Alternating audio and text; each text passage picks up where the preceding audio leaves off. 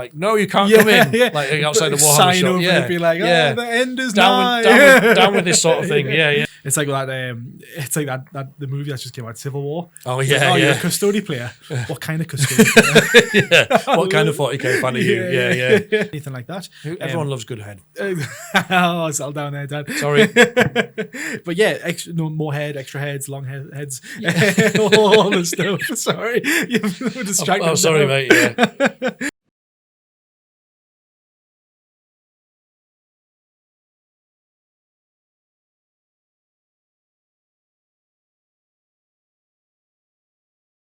We're your hosts, Jack And Dan. Today we're going to be talking and I guess dissecting the drama that's been going on with the custodians. So much drama. So much drama about female custodies. It's crazy. But we're going to get all into it. But before we do want to announce our giveaway that we're doing. And yes, the announcement, thank you so much to everybody who entered a giveaway. It's for a prize. The first prize is a £100 Games Workshop voucher. Yep. So you can get more Warhammer, more Pile of Shame. Yeah, Pile of Shame. So we've entered everybody's names into the Wheel of Fortune now. I'm going to give it a spin, and good luck everybody. Let's see who wins. Yes, let's do it. I absolutely love the Wheel of Names. Everyone who I work with and everyone who I'm friends with knows. It's spinning. It's spinning. So we'll see who it is. Live draw. We can't even see it from here until it picks up. It's Jack Colligan.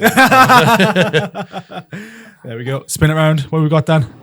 Congratulations, Deus Mechanicus. Very nice. Yeah, somebody from Instagram. So we will be in touch with you on Insta, and well done. We've got a week to get back in touch with us, and we'll make sure you get your prize. If we haven't heard from the winner after a week, then we'll do another draw in the next podcast. But hopefully we do. Yeah. Thank you again to everybody that entered, and for all of you who have subscribed, liked, who keep engaging on YouTube and also on Instagram and Facebook. Really, really appreciate it. Really do. We'll probably be doing another giveaway when we hit another milestone, but we're yet to decide on what that is. So that's it, because we'll do it with it's doing well, which we're happy with. So really do all appreciate all the engagement, all the likes. Yeah, and just comments. because you haven't won this one, there will be more opportunities for prizes. Why not? Well, I guess, like I say, we've got loads of stuff we want to talk about. Yes. And kind of iron out. But maybe just kind of, if you're unsure on what this custodian drama is, if you've literally just not. I'm just taking a picture of this so I don't forget. Yeah. Just in case anyone's like, hold on, is that the right thing? Yeah. But yeah, perfect. Right, good. Amazing. But yes, so the drama that's kind of going on, it's a bit of a strange drama, if we're perfectly honest. But, I guess, Dan, what is currently happening in the hobby right now?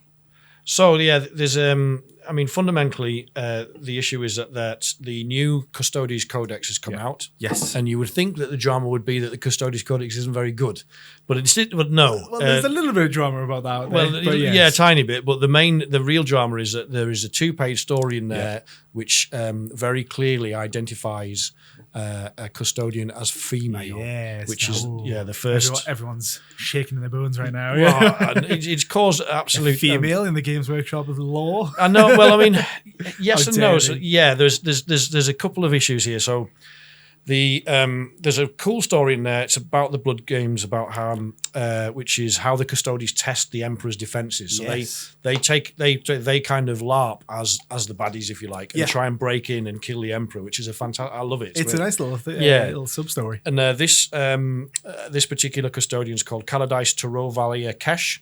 And she very clearly uses she and her pronouns in the story. Yeah. And she tries to teleport a tactical nuke into the throne room, basically, which is really badass. It's a great story. Yeah. But what people picked up on was the fact that she's, there's never been any indication before that there was female. So that's it, isn't it? Yeah. It's like it's the first time anyone's heard of it, and I think it just, for some reason, we'll get into maybe why later on, but it's tilted a lot of people in the wrong way. I think part of it was, we'll talk about this, as you said, in terms of why people are salty, but the one of the issues was that GW followed this up. Somebody messaged them on Twitter and is like, "Why have you got Why have you put female custodians? How dare you?" And GW's the Warhammer official Twitter account just basically replied with, in regards to female custodians, there have always been female custodians since the first of the 10,000 were created, and that really annoyed a lot of people. I think it just tilted people in the wrong way. Like, you get where they were coming from, but at the same time, I think it was just.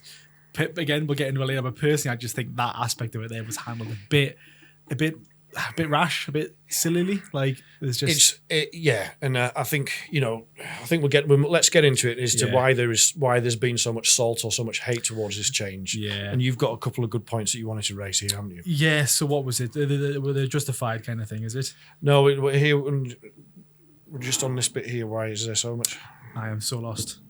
Oh right, they're here towards it. Yeah. Oh, look at that. The stuff I wrote down.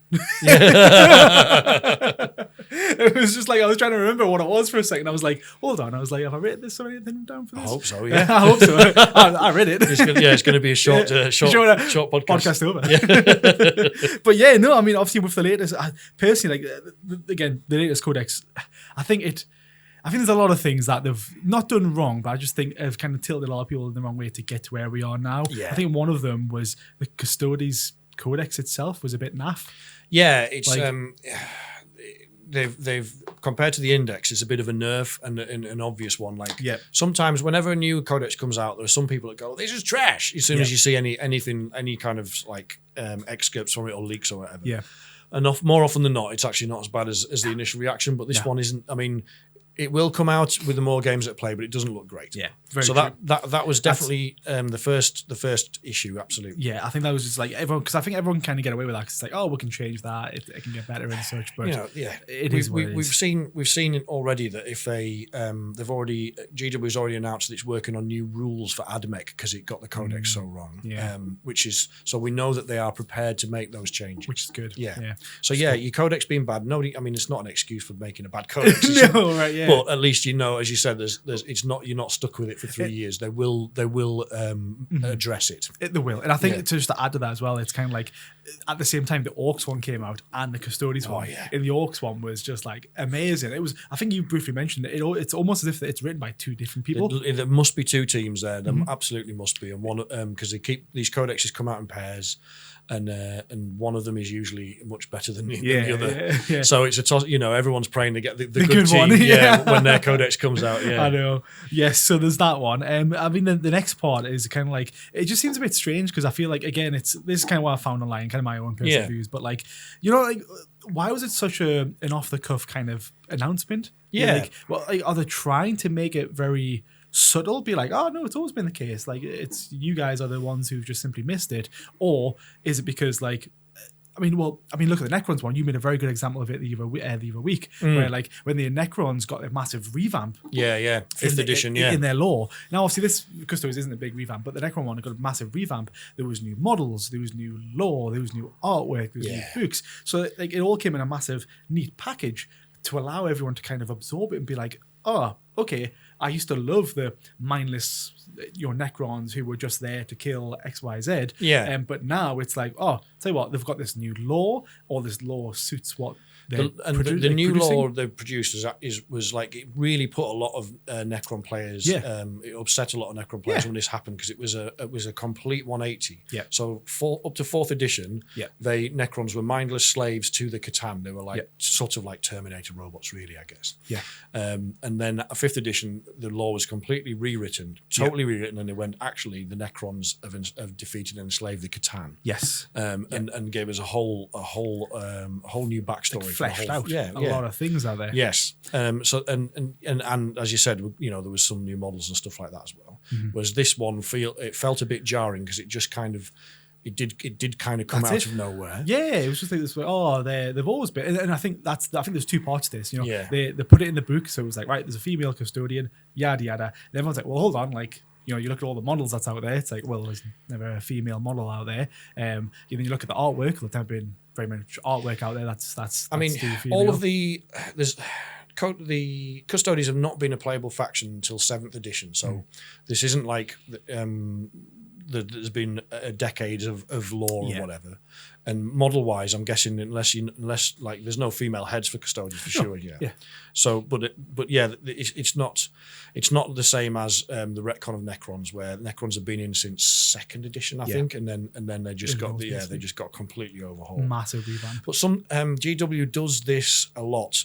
This is their preferred style of retcon. It's always been like that. Yeah. Because the Imperium's kind of on 40k universe is kind of set up that way. Yeah. So we get our information from the Imperium, but sometimes the Imperium is either just mistaken Yeah. or is lying to us for Yeah. strategic regions. Uh-huh. So from GW's perspective, like the culture within GW, this is how it's normally done. Yeah. And I don't think they were expecting the fan base to react in this way. No. And I think people, when people were addressing it, being like, oh, well, look, again, like, where's the models? Where's the artwork? Where's the lore? Where's all the other references? And then for them just to say, oh, it's always been like this. It's kind of like, oh, okay, like, sure, but like, again, where is all this kind of stuff? Yeah, I mean, sometimes it does happen that way. Like orcs used to have bolters. I'm going back a long time here, so like pre-97, 3rd edition orcs were stopped using bolt guns, and they had their own shooters. Yeah, and it was just always that way. Yeah. 3rd edition Dark Eldar used to consume souls to sustain themselves, Yes. Yeah. and that changed to pain. They basically became like the monsters in Monsters Inc. They have to frighten you and to survive. Yeah. But that was just always been this way. And so those are just a couple of off the cuff examples, but there's loads of them that GW's done like this. Yeah. So for people that have been, I don't want to sound patronizing, but people who have been paying attention or been around the hobby for a long time, we were like, it's a bit like that meme of the guy in the news, like looking at it, he goes like, "Oh, first time." Yeah. Because Exactly. we've been here before. Do you know what I mean? Exactly. Yeah. And I mean, everyone loves to spit the dummy out. Who's everyone online? You know, everyone sits behind the PC and like, this, I don't agree with this. This is naff. Blah, blah, blah, Yeah. blah. I think you had actually a really good conversation with someone online where you like not called them out, but you were saying, well, what exactly don't you like about it? And like, I think you asked them, do the play as well? Yeah, right? yeah. I've had a few conversations, and always try and have a sensible one. And, Like an open and try and have an open, informed conversation. See if you can change somebody's mind. Yeah. And I was talking to this guy, and there's a couple of things he was talking about that just didn't sit right. Like he was mentioning something like plasma swords. I think, does he mean power swords? And I was like, do you play actually? And he's complaining about this change and how terrible it is. And so like ruin the law. It's ruin ruin the the law. And game. I'm like, do you play the game? He's like, no, I don't have time to play 40k. But then it's like, okay, well, like, what Yeah. part of the hobby are you involved in? It's Yeah. like, do you like the model? Do you No, like I to didn't paint? collect any models. Didn't played the occasional video game, and that was basically it. And there's some of these guys are just kind of getting swept up in this kind of anti movement or gatekeeping movement, but they don't actually. I've literally had 4 conversations in the past 3 weeks with people that don't actually play 40k who had taken the time to go onto social media to complain about this change. It's crazy. I mean, honestly, I don't understand where people find the time to complain. Like, I'm too busy. Where I'm like, I get back, I'm like, I've got models to paint, I've got I've got videos to edit, I've got work to do, and then I'm like, I'll tell you what, I'm going to spend an hour of my day to go online and just complain. I honestly think it's a symptom sometimes of loneliness or stress in other areas. So this guy I talked to, and he's like, I don't really have time to play him, and I was like, so I started asking him, is that because you've got other hobbies? And he's like, no, I'm just working. I'm working really long hours. Mm-hmm. I'm really stressed out about it. And I think sometimes people, like if you're isolated like that and you feel powerless and you're stressed out, something that you can latch on to vent about that's kind of controllable can be attractive, but it's still, I don't think it's helpful, because it just you end up stuck in a toxic loop, negativity loop. We've talked about this in the past.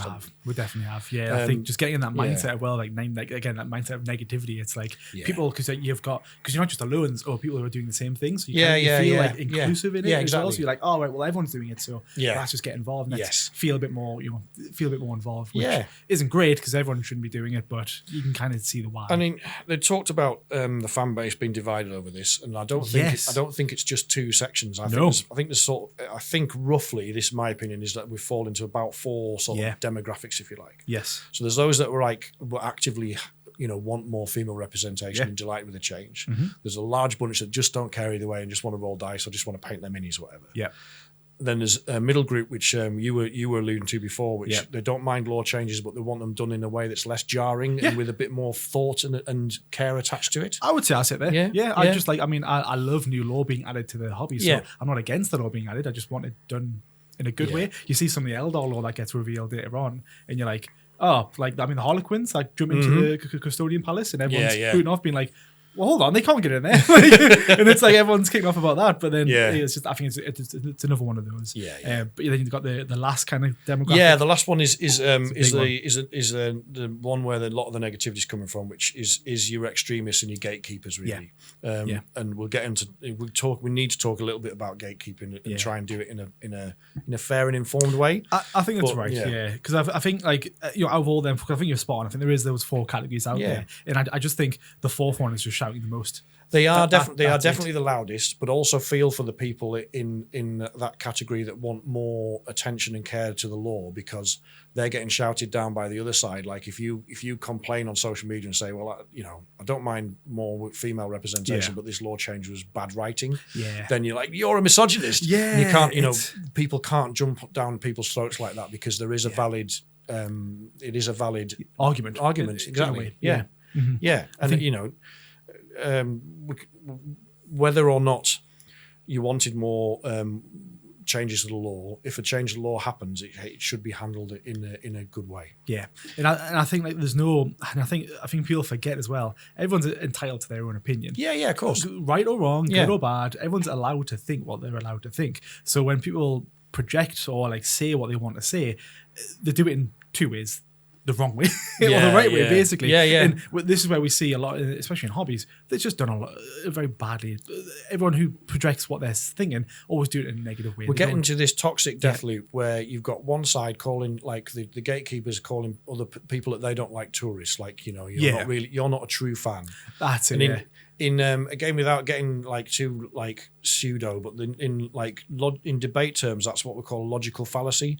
Like it's actually called the no true Scotsman fallacy. Like, or we could call it the no true Geordie fallacy. Like, Dan supports Newcastle United, he's a true Geordie. Jack doesn't support Newcastle United, he's not a true Geordie. It's not true. No. And for fandoms, it's very relevant, because nobody can tell you aren't a fan. Yeah. If you love something, you're a fan. Yeah.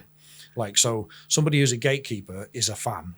Somebody who the gatekeepers would call a tourist is a fan. You're both fans. You just need to stop labeling each other. Yeah, like they're coming at it. They're just coming at it at different ways. Yes, and they're both on the same side, is coming at it different ways. But it's the same. They both make the same mistake. Like you're a chud, or you're a gatekeeper, or you're a tourist, or you're a social justice warrior, whatever.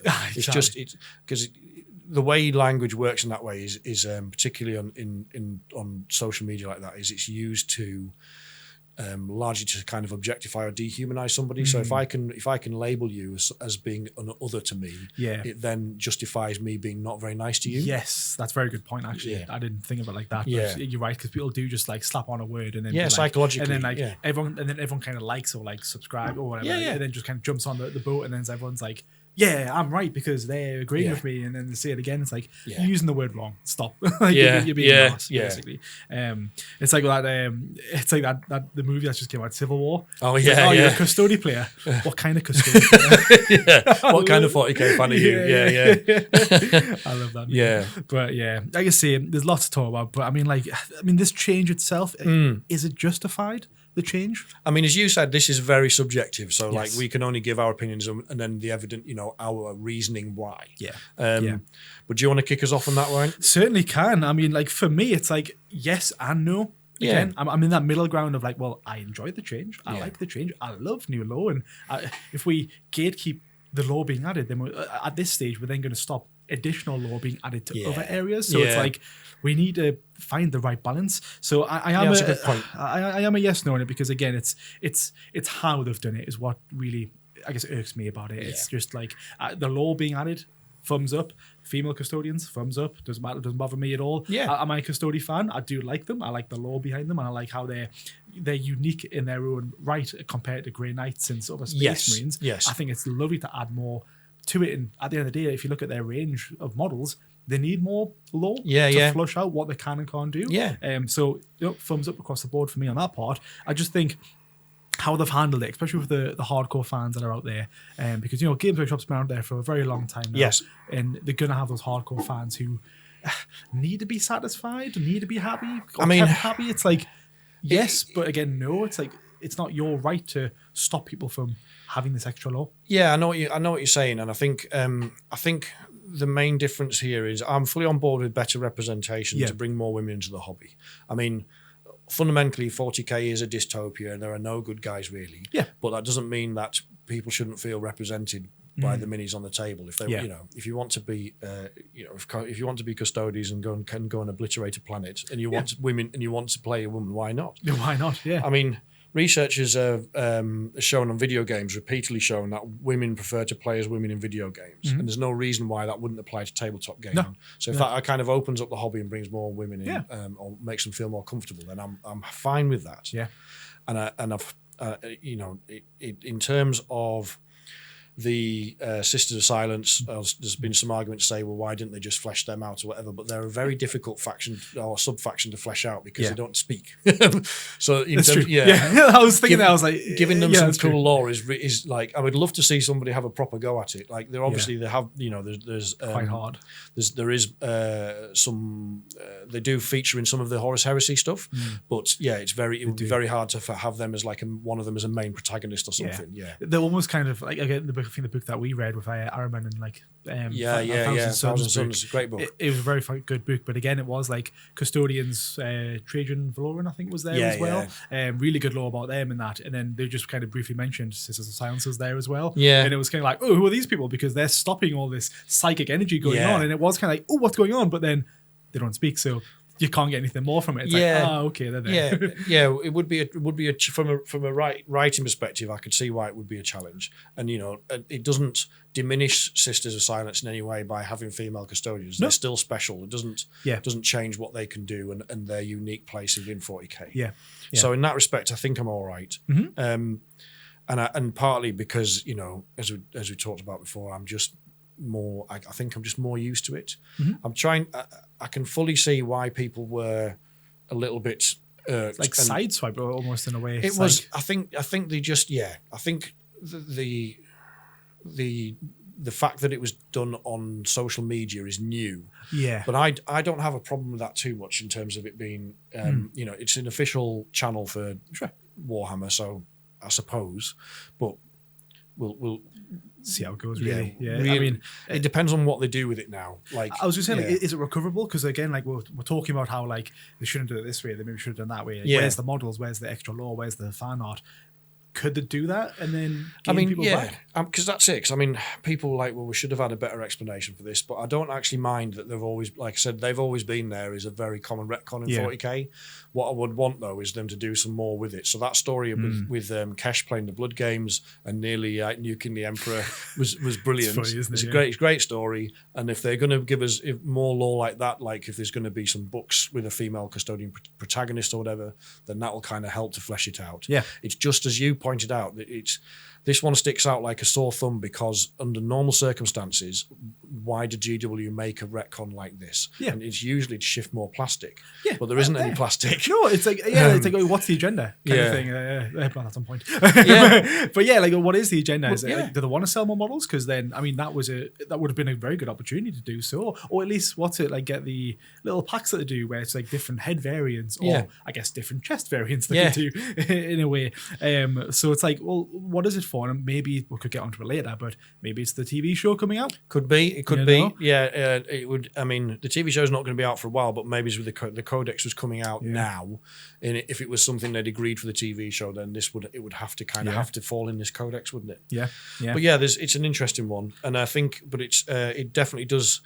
It's jarring because there's no minis and there doesn't seem to be a commercial agenda, but apart from saying, we'd like more women to come into the hobby and hopefully this will help.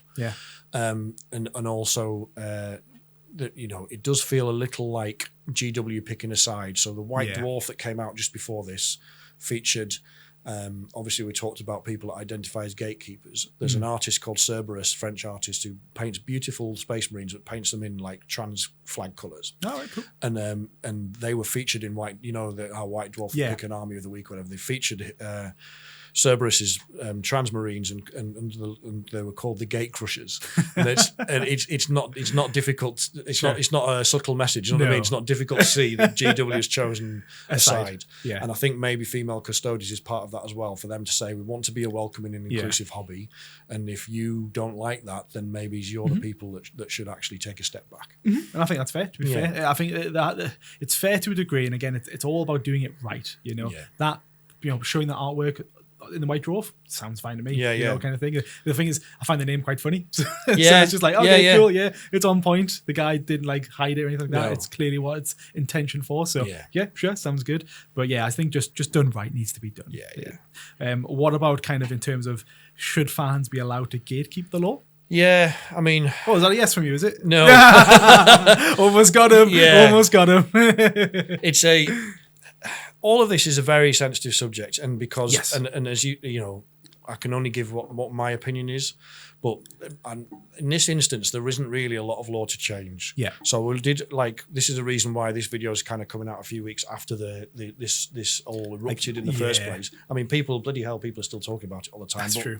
We wanted to look into it properly, and so I looked at the law, and there isn't really a lot to change. So it's in Custodes in the 8th edition Codex. It's on page 14 if anyone wants to go and have a look at it. We But looked. the line that says the line that's important here is it says, "It is known that all custodians start their lives as the infant sons of the noble houses of terror." Infant sons being the key words, obviously. Yeah. And then this was actually subtly retconned in the 9th edition Codex, I believe, to something like none but the custodians know the recruitment process. You know, they kind of took a step back from explaining where they got these recruits from, as in Kept infant it like a sons, little mystery and sort also of thing, yeah. how, you know, the process that the emperor used to change them into Custodes. Yeah. So that's all become less transparent. Yeah. And nobody really picked up on that in the 9th edition Codex. It's only when they've realised now. It's almost like GW is paving the way. So that the 9th edition Codex came out, I think, in 22, 21 maybe, but it's Probably around those couple of years after each Codex. Yeah. So it's been a little while since they removed that Sons of Terra Nobles line anyway. Yeah. And it was only in one codex. That was the first codex for Custodes. Before that, they were a playable faction in 7th, but I don't believe they had a codex. I think they were like allies. I was about to say like little units that you can just attach to your main army. Back when Imperial Soup was a thing. Yeah. You can take bits of all sorts. And then it is true that in the Black Library books, Custodes almost been referred to as male. And the named Custodes characters in those books are all males. Yeah. But there's 10,000 Custodes, and they represent, you know, a very little amount. I reckon somebody better who's more into the Horus Heresy series would know better than me. But I reckon if we added them all up, we would probably have less than 50 named Custodes. Yeah. So yeah, percentages are far down. There's plenty of available room to grow this out to allow other areas and other females to pop up in the law. Completely natural. Yeah, exactly right. Yeah, there is just like it seems to be a lot. Like personally, I'm just like, well, no, fans shouldn't be allowed to gatekeep like the hobby. At the end of the day, it is their hobby and our hobby and our hobby. But at the same time, it's not technically our story. No, we're reading the book, and other people are the story writers towards this. Yeah, I mean, this is where it gets a little nuanced because it's, you know, we love the law. Like we so deep, so rich. There's loads involved in it. But at the same time, it doesn't belong to us. No. And I know that's hard to hear, and I know that sucks because you do get that invested in it. People at home will probably be like, well, no, like I've read this through and through. Like, this is what I love. This is kind of what I've grew up with. And you're right. Like, it is kind of like you're a part of it, but it's not. It's not yours. And I know it's hard to hear, but stuff will change for the better or for the worse. But personally, for me, the reason why I think people shouldn't gatekeep is that for me it stunts the growth of the hobby. Like, we need more coming out, we need more law, we need more models, more this, more that. And if we stop now, then we'll stop stuff in the future. It's a really good point. It's like you have to, as a company, move or die, really. Yeah. You have to keep growing. Adapting, moving on with the times, going forward. And, I mean, some of the people online have been saying, you know, this trash is like 35 years of law or whatever. And the Custodes were mentioned in the original first edition in Rogue Trader, but they never left the earth, and they were like these weird triangle helmeted guys with no shirts, like these muscle guys. Yes, they look completely different. And it's interesting because a lot of these gatekeepers, like who say, you know, the law shouldn't change ever. Yeah. Well, the argument from people like me has always been, but it has changed. Yeah. And, you know, if it never changed, then we'd still be in first edition where we have like shirtless Custodes and the chief librarian of the Ultramarines as a half Eldar, which is like completely breaks the rest of the lore. And they're like their standard argument normally is, oh well, first and second edition aren't really canon. Yeah, GW's never said that. No. But it's just it's how gatekeeping is justified by you have to say those aren't lore adherent, so that's why we can ignore them. I mean, if we move away from the lore aspect of it, do you still want to be sitting there painting and building metal models? Please tell me this, you know, if we move away from that, or even further back, literally just the cutouts that they used to have and then attach them to the table and just move them along. Oh, that was funny. I think they're in some of the early box sets. Obviously, the first edition didn't come in a box. It was just a book, and then you just went and bought the minis and played how you wanted to. Yeah, and it was almost more of a skirmish game. I think second was the first one with the box, and that had fame. And I think maybe it's even third. They still had cutouts in them. Yeah. Like the Orc Dreadnought was like or Killer Can, whatever was a cutout. Definitely Killer Can. Yeah, but I mean, in terms of these. Like you talk about, it's not our IP, and GW has made a few of these bold decisions over the years, and history shows it's usually right. Yeah. So there's a lot of outrage when they changed Necrons. The amount of salt in when Primaris Marines were introduced was massive. Oh yeah, look, because obviously everyone kicking off being like, well, all of my ones that I've built and painted over the years are now useless. And it's like, I get the element of it, but the times and the law changes, and it is going to move on. Well, commercially, GW, I mean, we can argue that whether we think that was a good law change or not, but that's subjective. But from GW's perspective, a good law change is one that brings more people in and more money in. Yeah, absolutely. It's like a range refresh. But I mean, even I guess comparing that one, I love my comparisons, but comparing that change of the Primaris Marines, that forced you to not be able to use a lot of your models. Yes. Now, arguably, I would say this Custodes change is getting a lot more eyelight, or I guess more hands-on and eyes-on. Yeah. But if you think about it, it's not changed anything. No. It's literally just added to what's already there. Imagine if they came on and said, oh, yes, sorry, we've actually made a mistake. All custodians are actually female, so all their models you got, you can't use anymore. You've got to buy these female boxes, models. It's legends now. And it's like, that's what would annoy people. But now it's like, well, no, nothing's changing. It's just being added to it. The models you've got, nothing's changing. You can still play them. That's like, if you compare that to Primaris, it's like strange. That was huge. More salt of this one. Yeah, and I mean, GW's revenue has massively increased because, I mean, don't get us wrong, some players were true to their word and said, right, that's it. I'm not being shot on anymore. I'm leaving the hobby. And some of them did. And I'm not against any of those people. But I think it's people are allowed to be can be justifiably upset by that, absolutely. But it brought in a whole new generation of players who, like mainly young kids who went, wow, those look cool. And they came in. Yeah. I mean, we talked earlier about, from a Custodes player perspective, if I was a Custodes player, I'd be more mad about how bad my codex is than I would be about this. 100%, one of our friends is he's an Orc player, so excited for the Orc codex that he printed and painted. Both of them came out at the same time. Yes, but he printed and painted, how many was it? 24 grot tanks. The grot tanks, yes. It was 24 got them all finished for the codex coming out, and then they just announced they were moving them to Legends. Codex gets delivered, he's sitting there, he's happy, he's 3D print just finished, he started painting them, and then literally the day after was like, right, they're gone. Legends. It's like, why are they in the book? Yeah. Don't those send things, them on the book. Those things are worth getting mad about. And Sigma, obviously, we're not a Sigma channel, but the whole faction there, Beast of Chaos, just got moved to Legends. And that sucks. Those things are bad corporate practice, and players should have a real, or allowed to be mad. And rant justified. About that one. Yes. I would say, I mean, in this case, I think the main issue, as you talked about before, is gatekeepers, because they and these are people, I'm calling them gatekeepers because they identify as such. Yeah. And that, I think they are shouting the loudest, and they, in my opinion, gatekeeping represents a fundamental misunderstanding of GW and GW's approach to the law. Yeah. So as I mentioned before, there's a lot of echo chamber talk that one edition and second edition are not canon. GW's never said that that's true. It just comes from Gatekeeper YouTube. Yeah. Which is an easy avenue to get into. You've got to be careful. Which YouTube rabbit hole of. I mean, there are YouTubers out there I'm not going to name, but there's YouTubers out there who GW have issued like basically a cease and desist. You cannot associate with our, they can still obviously product. Can still make the videos, but they can't claim endorse to be associated with them. Yeah, that makes sense.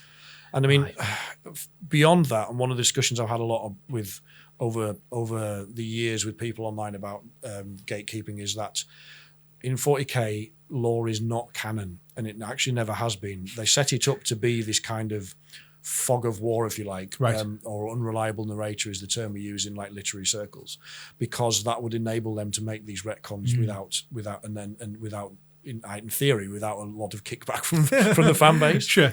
I mean, Gav Thorpe, who was a Black Library writer, was head of the design studio for a while as well. I think he's written about this. Aaron Denman Bowen, an author, very famous Black Library author, he came out on Twitter the other week and reiterated this. There was actually, up until a couple of years ago, there was a Black Library online FAQ. Right. And one of the questions there was asked about, so there was just an FAQ there for people to ask questions about stuff they'd read in the Black Library books. But one of the questions and answers there was is 40k lore canon? And it categorically says no. And they've removed it now because just the whole everything's canon. FAQ. Well, the whole FAQ's gone. Yeah. All right. Okay. Well, that everything canon meme has come from Gav Thorpe because he wrote this long blog about this a while ago to try and explain to people, and he basically said, at the same time, everything is canon and nothing is. So, and that's right. GW's approach, because it's very frustrating for fans, because fans want to say, right, well, we want the lore to be canon, or we don't, or it isn't. And GW's always gone, well, it's just kind of in between. Yeah, it's like they try and tiptoe around. They kind of walk this it can be. And it's to allow them to make any changes they want as arbitrarily as they like this one. And we just. You can, if you're in the hobby for long enough, I think you just get used to it, like I have, and you just like take the blows. Just, oh yeah, sure, yeah, and GW created it to be easily retconned. Almost all the information, as we talked about before, it's imparted to us via the Imperium. The Imperium is very much an unreliable source. Yeah, whether that's because it's untrustworthy or it just gets stuff wrong. Well, I mean, I don't really know myself, but there's so many writers out there who do different things. We briefly talked about possibly the person who wrote the code or codex is different from the custodian one, and that'll be the same for the books. I mean, Imperium, there website, are guidelines. So Aaron Denman Bowen came out and said that there was. The writers have to stick to some guidelines. So there are certain rules which you could argue are canon. You couldn't, the emperor's not about to get up and go and things like that. The emperor is female. Yeah, empress. Empress, yes. But and there was some of the writers have been pushing to be allowed to write female custodians about 5 or 6 years ago, and they were firmly told by 6 years. They were firmly told by somebody higher up than them that was not allowed, like the guys who were in charge of the IP. So there is in that respect GW has an internal set of rules for the law, but when it decides to change those set of rules, it can do so like that, and we just have to put up with it. So obviously we briefly mentioned there, but that was 5 or 6 years ago. Yeah. I can imagine people at home just being like, well, why is that the case? That's bigotry. X, Y, Z. It's like, well, we don't know why. What if there was a reason back then? What if it was at the time? Actually, no. In the law, to them, all custodians are male, and that's just a very similar story to the Space Marines on how they're bred up. But as how time went on, you might briefly mention the last couple of custodian codexes. They changed their wording of how the recruitment process is done. So again, it's they've probably kept it not so much secret, but kept it out of the limelight to allow the change. I think GW is not stupid. I think they are aware that there is a conservative element in their fan base that doesn't like, and there is an arch conservative, if you like, element that doesn't actually want more females in the game. Yeah, and they're trying to gently ease these changes in most cases to try and not to make avoid it less jarring. Yeah, and because. None of us can sit here and say how big the gatekeeper community is. It feels like it to me, like you said, it's probably a vocal minority. Yeah, but definitely. For a company that's listed on the stock market and has investors, you don't want the majority of the volume of the social media noise to be negative. Yeah, because investors don't like that. It's bad for the brand reputation. Yeah, no, it's true. And damaging it. Yeah, exactly. So I think GW are kind of aware of that. So I think the pace of change for GW has been relatively measured, and this change just came out of the blue a little bit because. They didn't, like you said, if they'd perhaps brought a book out with a female custodian first and allowed all of the furore to kind of die down and to have some discussions about what was happening in this book and why it was a female custodian, that might have helped. Yeah. Just whacking a female custodian in a short story in a codex and then saying they've always been there. It's like a slap. It's going to cause some issues. Yeah.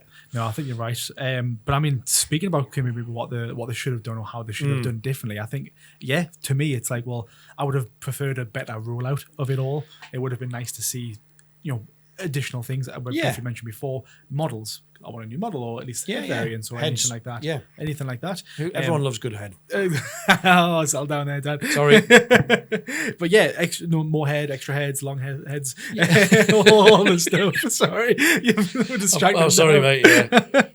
But again, like artwork, I mean, look back, I had a pretty in-depth look, but I couldn't find any official artwork of any female custodians out there either. They could have just done a nice little, that could have been nicely done on like having that story posted on Warhammer's website with new artwork. Maybe would have went or down chuck in a white dwarf or something like that. White dwarf. There's and I think we will. I think that yes, if Aaron Denbowen is to be taken at face value, and why wouldn't you? He's got no reason to lie.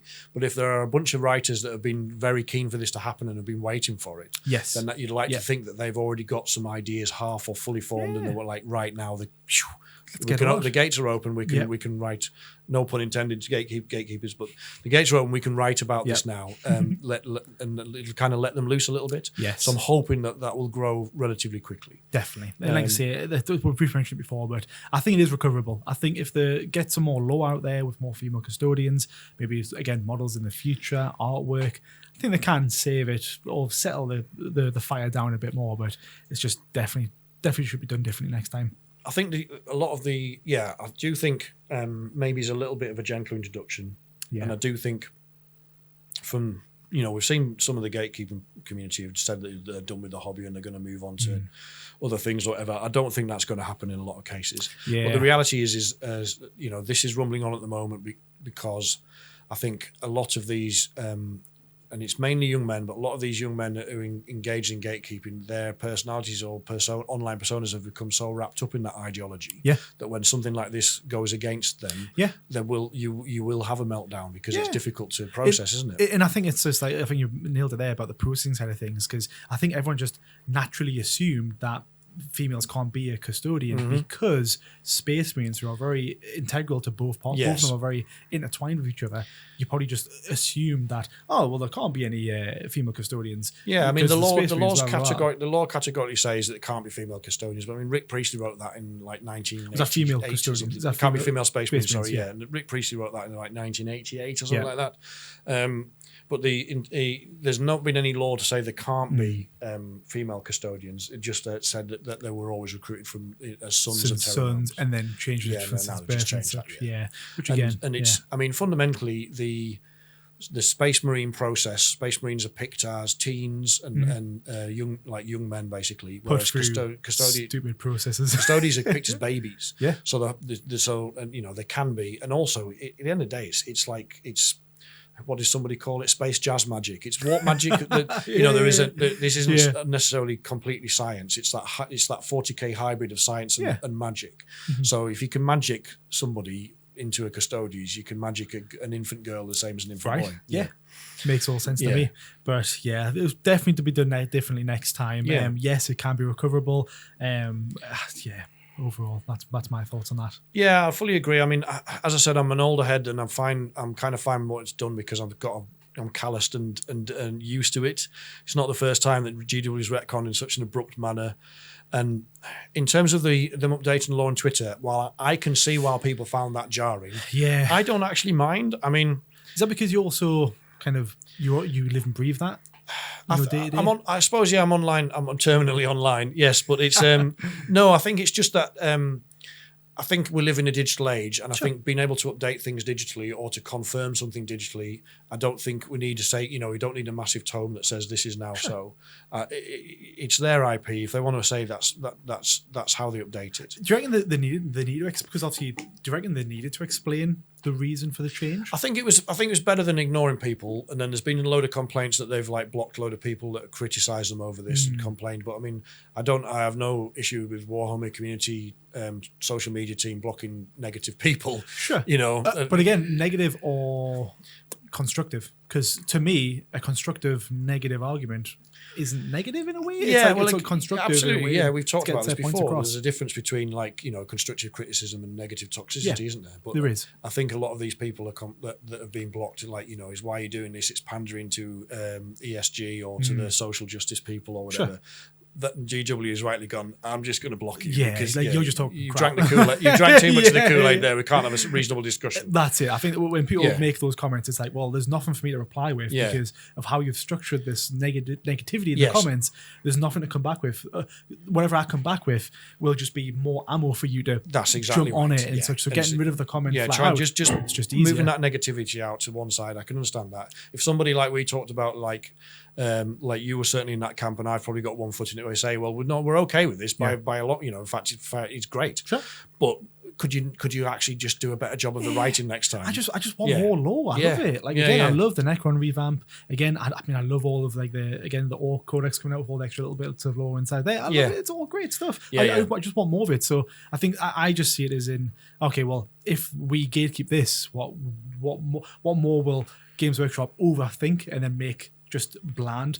But there is no gate to keep. Like, we can't unless it's not our IP. So there is nothing to stop us.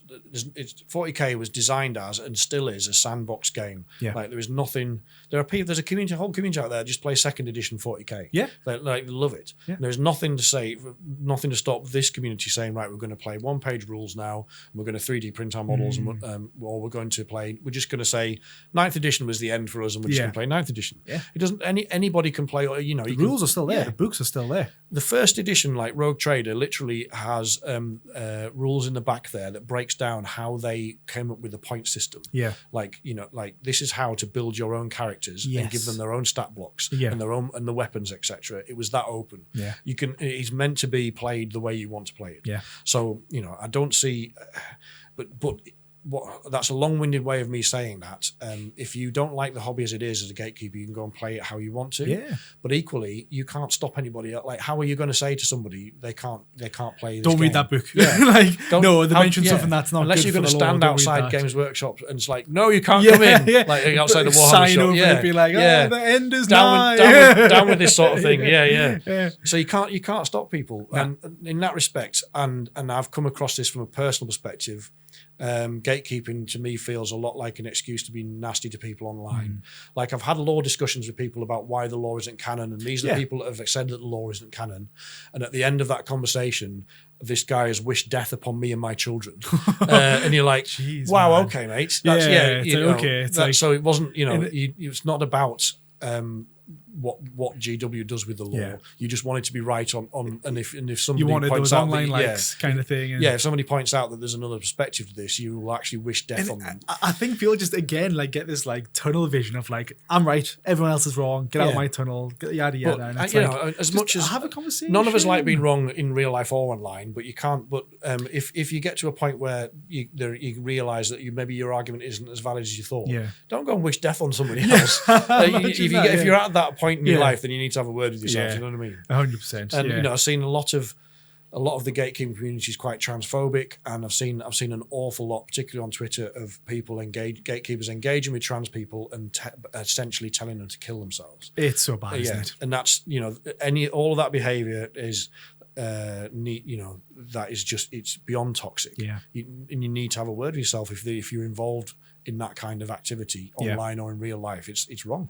It's bad. It's wrong. Don't do it out there. No. Basically, it's just avoid it. If you've got something, the thing is right. If you've got something not negative, if you've got something constructive to say that. You know, and I would love any comments in our constructive comments in our. We've got a really lovely bunch of people that comment on YouTube in particular, and we'd love that to continue. But whichever side of the fence you're on, if you want to get engaged, please do. But because do it in a nice way. No one's wrong at the end of the day.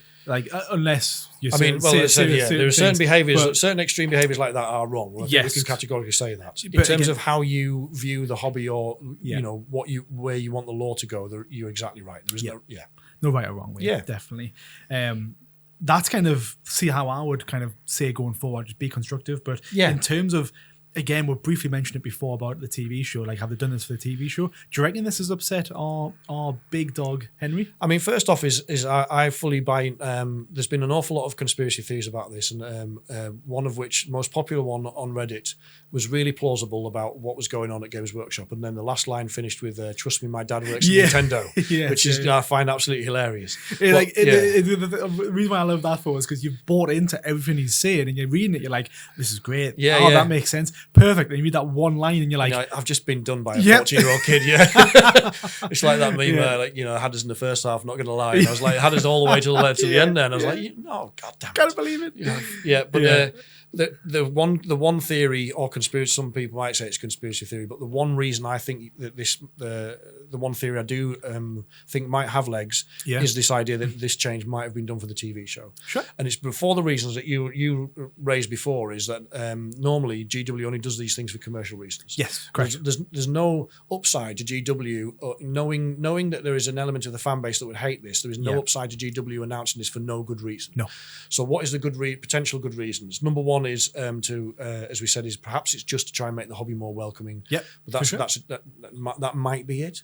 Yep. Number two is to shift more plastic, but there's no plastic. No plastic. And number three is that if the Amazon TV show is making this change, then it has to happen now. Like, maybe they didn't want the hate coming from the TV show, because again, we've seen it like in Halo, where they change parts of the law in the TV side of things. It reflects negatively on the TV show. So bad ratings, less views, less seasons. They stump themselves for future projects because they'll have this aroma of this negativity of like, oh, it failed the first time, it'll fail the second time. So maybe they want to take that negativity away from the TV show and put it into their own core audience, so that it simmers out before, as you say, the TV show comes out. I think so. I think we talked about this. I've touched on this a little bit in the past, but one of the many sort of strands to my boring career outside of podcasting was I worked in investor relations. Yeah, and investor relations is the bit where a company basically maintains its relations with its primary investors.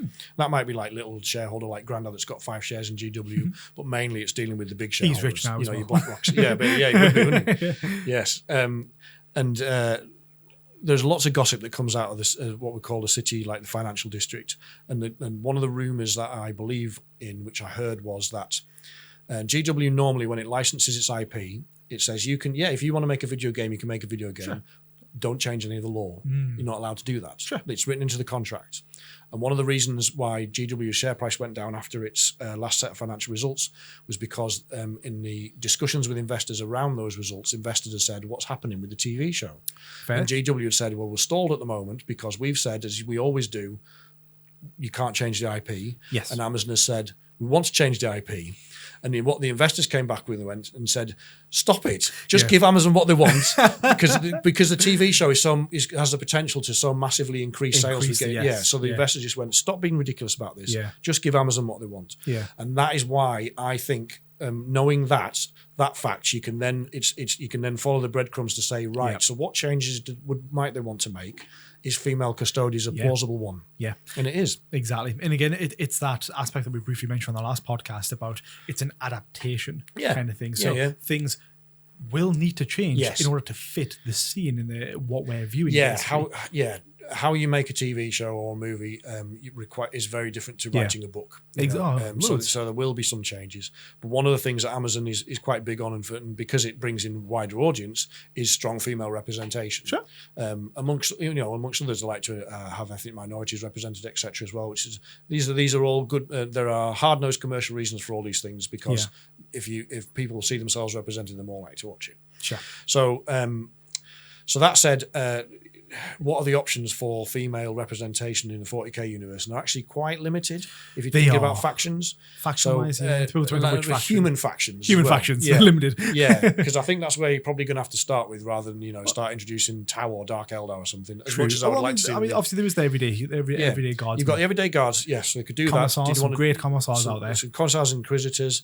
And then you've got Sisters of Battle. Sisters of Battle are probably slightly problematic because they're basically a satire on the Catholic Church. That's going to upset some of your audience if you start. If you're obviously now again, there are a few Amazon shows out there that do touch on religion and whatnot, which do nail exactly what they're trying to get out there. So it might, if the maybe lean a lot into it and not just like a little bit, it might work. Like a religious nut kind of thing. It's like, oh wow, they're crazy. But they're crazy good because of what they do and the justification. Yeah, absolutely. I think there's a way to write that. Fully agree. But I just think maybe Amazon, maybe they might have try and shy away from controversy there by upsetting the Christians.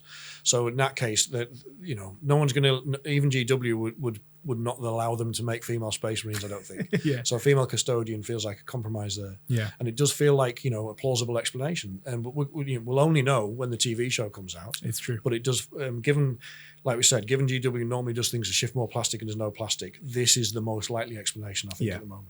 I completely agree. I just think that, upsetting Henry, I just don't think it will. He's a big, I think you briefly mentioned, or you've briefly mentioned before, you've briefly mentioned it was in the past, that just like the law itself is so rich, and Henry coming in and knowing a lot of the law, I feel like he's quite, he would be quite up for changing this aspect of it because he sticks to the law. So if this is a change they're going to make prior to the TV show, well, then he'll stick to this as well. Yeah, I think so. And he's obviously a Custodes player, so how he feels personally about this. But doing the maths again, so I did a little bit of research. I haven't been stalking Henry Cavill at all, but speak for yourself. Yeah, he's been playing 40k since he's 10 years old. And he's 40 years old now. So he joined the hobby in 94, so that was in second edition still. So he's seen an awful lot of law changes over the years, like some serious retcons. Again, he's used to it. Yes. And a lot of he joined in like maybe it's nearly 10 years after I started playing 40k, but he will still be of that generation really that called the law fluff. We didn't even call it law because it was in those days. So wild back then. It was wild. It was literally chucked together by guys who weren't like writers. They were games designers, and they were doing the best they could to try and cobble something together so that you had enough to go on to justify why your faction was on the tabletop, and then the rest was up to you. You create your own characters. And I think in that respect, we're second guessing him a little bit here, but hopefully he would probably be of that mindset where he's like, see, they've done it again, right? And we move on. Just like pulls out his notes, scribbles stuff. He's just like, this is gonna have to change. But now I think, but on the topic of that, there's a really funny name that you've wrote down and mentioned it was before about an Imperial Inquisitor. Yeah, so in first edition, there's the first named Imperial Inquisitor in 40k lore was called Obi-Wan Sherlock Clouseau, which he's free references there. He's almost become a meme in himself. But it must have been like Rick Priestley must have been like burning the candle late one night, and he's like, I need a name for this Inquisitor. And he's like, stuff it, that'll do. It literally was, like I'm just going to whack this in. And some of the early lore is like that. It's not even a subtle nod. It's just like just flat out rip off. It's like literally just rip it from the text. And again, it's just because at the time it was fine. They can get away with it. And again, that will change because looking back on it, imagine if he was still around. If he pops up in the TV show. There we go. Come back. We talked about this last week when we, briefly. But if Henry, if Henry Cavill had quit, as some of the rumors have been going about, GW would have a duty to inform its shareholders. So it would have to say, the project's going ahead, but not with him. Yes. So there would be an as things stand, unless we get that announcement, he's still involved. Yeah. And also, from Henry Cavill's perspective, 40k is one of the big loves of his life. Yeah, I don't think you would just give up on it straight away. That's exactly it, mate. Just them making a change to the law, which, as we said, he's used to, shouldn't be enough for him to go, right, I'm just down in my tools. I think it's wishful thinking by some of these people who are so upset by this because their personality is so tied up in protecting the law have kind of built Cavill up to be like one of them. And he might be, but I don't think so. No. And I think that's why it's almost like, come save us, Henry. Henry will save us from this terrible change. Descends from the stars, like, this is great. So hopefully he's still involved. And as we, at the time of recording, he certainly is, because we haven't had an announcement to say otherwise. Exactly. And it shouldn't upset Henry any more than it upsets any more than us. No. This was it was a clumsy change, and, Yep. and I think we both agree that it could deserve better writing. Yeah. Better Deserve more, better deserve writing. more, Yeah. But beyond that, it's not a big deal. No, not at all. It doesn't. Not at all. It doesn't change. It doesn't require retcon into anything that Custodes have done in the past, or anything. No models going out of Yeah, sync. It doesn't affect or impact any previously written Yeah, stories or anything like No. that. So nothing's changing. But interesting to know what everyone else thinks. There's a lot more in the law out there. So it'll be good to see what everyone else thinks in the comments. yeah. below. If you're a Custodes player in particular, I'd be particularly interested to hear from you, because the Custodes players I've talked to don't really care, because it doesn't change how things are on the tabletop. Again, they're more miffed about the actual codex. Yeah. But yeah, let us, as always, thank you for watching. Like and share, please. Share. We think this is a topic that's, I know it's been discussed a lot, but it's worthy of more discussion. We hope that we've given a different spin on it. Yeah. And let us know in the comments what you think about it. Thank you so much. And take care.